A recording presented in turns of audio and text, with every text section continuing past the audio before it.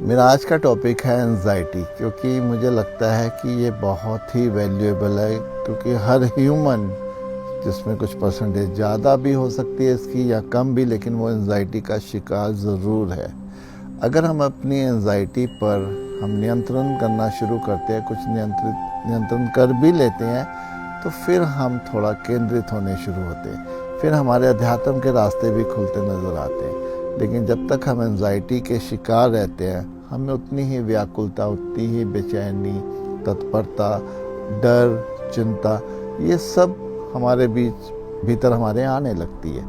इसलिए हमें अपनी ही एंजाइटी को समझना होगा, और जब हम अपनी एंजाइटी को समझते हैं तो हम अपनी इस एंजाइटी से थोड़ा बाहर आना शुरू होते हैं। हर चीज़ में जल्दी, मुझे चाहिए तो जल्दी मिल जाए, जो मैं चाहता हूँ जल्दी हो जाए, वो कुछ भी जब वहाँ जल्दी रहती है।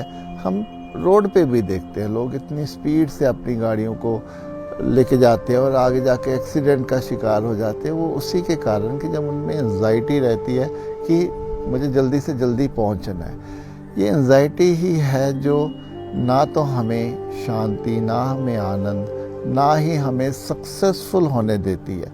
हम कुछ ऐसा कदम जीवन में उठा लेते हैं एंजाइटी का शिकार होकर, जो हमारे लिए सूटेबल नहीं होता, जहां हम मात खा जाते हैं, जहां हम सफलता से थोड़ा दूर हो जाते हैं। रिश्तों में भी हम अपनी एंजाइटी को लेकर आते हैं, तो वहाँ अपने रिश्तों में कड़वाहट ले आते हैं, खटास ले आते हैं, क्योंकि हम सामने वाले को मौका ही नहीं देते कि वो थोड़ा सा, ना हम में धैर्य होता है, ना समझ होती है।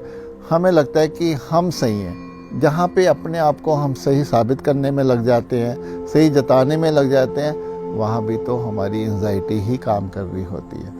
अध्यात्म में भी जहाँ हमें लगता है, मैंने लोगों से कहते सुना है कि हमें ईश्वर नहीं मिलता, हमें वो यहाँ पे ध्यान करते हैं प्रकाश नहीं मिलता।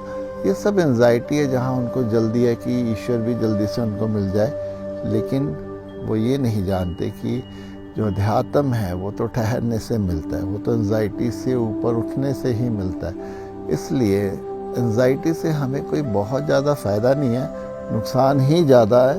हम अपने बीते जीवन में इसका अनुभव देख सकते हैं कि हमने अपने एंजाइटी का शिकार होकर जीवन में क्या खोया, क्या पाया।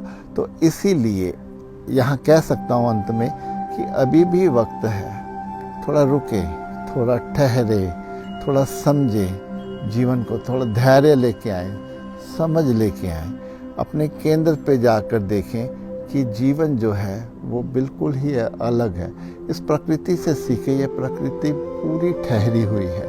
यहाँ कोई एंजाइटी हमें प्रकृति में नज़र नहीं आती है, हम भी तो उसी प्रकृति के हिस्सा हैं। तो यहाँ से हम सीखें, समझें, अपनी एंजाइटी से जितना हो सके कमी, उसका लेवल कम करते चले जाएं।